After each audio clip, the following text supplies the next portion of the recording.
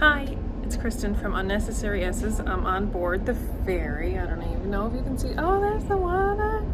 I'm gonna try to see if I can find somebody to talk to on board. I'm flying solo again today because Ella is, what is she? Shy. She's shy. But we'll get there, so let's see if I can find anybody to talk to. I have a great story to tell later about someone I ran into on the boat. And yeah, so bear with my editing skills. Thanks. Okay, update. We interviewed 0 people on the boat.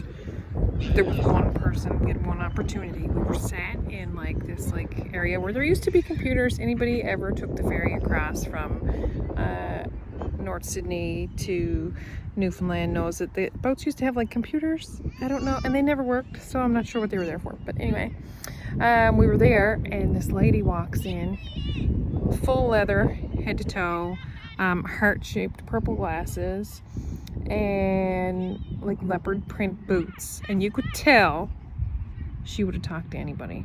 She was just full of piss and vinegar, full of personality, and best opportunity. Of course, me and Ella were sat there by ourselves. I said, Ella, that's our chance. That's the one. That's her. And no go on that. We had we had a big no-go. So I'm hoping that over time we'll both get more brave and be able to talk to more people. But until then, we'll just do adventures and enjoy scenic Newfoundland and take you on some adventures with us. When we got off the ferry, we drove to Deer Lake and stayed the night in Deer Lake, which was a nice rest. Got up bright and early the next morning and went to Southbrook, just past Springdale.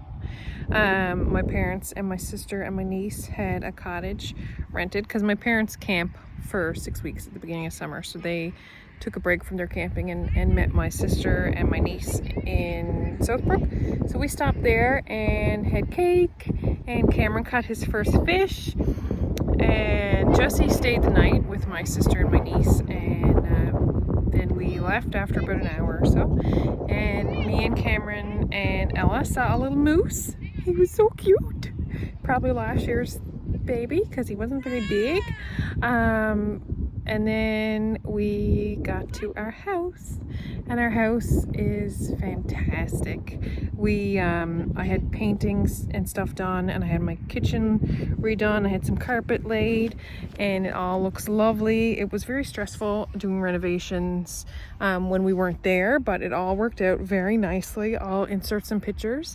Jameson Kitchen Refinishing did our kitchen.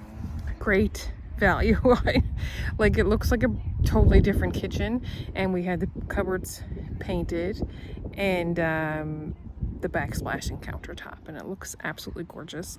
So we're just waiting for our furniture. Hopefully it's coming Monday. We've been hanging up curtains and trying to entertain ourselves in the hotels. It's not working out great because nobody wants to be in a hotel all the time, and we're done. But I'm here at the park next to where the new house is, and Cameron managed to find 3 little boys to play with already, which is super great.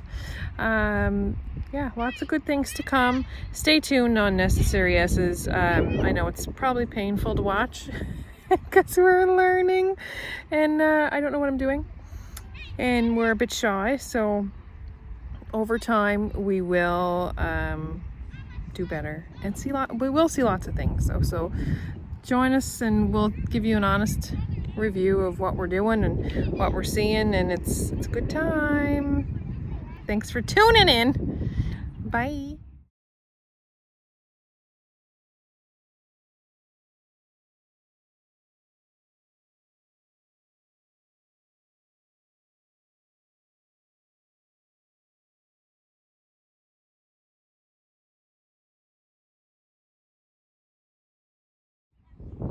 Okay, funny story. So we were in Sydney at a hotel the night before the crossing. You know, you meet people in the elevator, you say hi, it's all good, cool. We're just on the ferry, we were just leaving port, and we're in the lineup for snacks, because when you have 3 kids, you're always in the lineup for snacks. We're in the lineup for snacks, and this fella said, "Oh, you were in Sydney."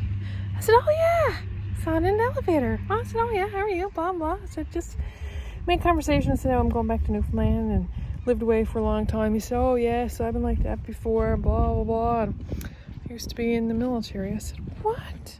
I said, "I'm in the military." I said, "This is my last posting ever." And I said, "I used to be a medic." He said, "What?" "I was a medic," he said. Like joined in 89 or something. I was like, "No way." He said, "Yeah, my niece," and he said her name after I said I was dental. And I was like, "Oh my God," knows her right to pieces. She went to school with my husband at the Marine Institute for their training. And then she's like, "Oh yeah," he said, "and I know this other woman, she's a nurse, and I grew up with her, and her father was RCMP." And anybody who is watching this who knows the people I'm talking about will know right away, because there's one person who I know anyway who was in school with my husband was dental and now retired and went home. And then the other person, she's not retired yet, she's a nurse, and she's just going back and forth home, and it's amazing. So anyway, very small world. We had a big laugh. My kids were super annoyed because here I am chatting up a storm with this fella. You know, everybody says, "Oh, you're from Newfoundland, you know so-and-so." Well, it just so happened that every single person I spoke about or he spoke about, we knew. It was like 6 degrees of separation. Well, it's totally real when it comes to Newfoundlanders, I guess, in the military. It's so weird. Totally 6 degrees of separation. But anyway, it made my boat trip. I laughed. And anyway, what a wonderful man.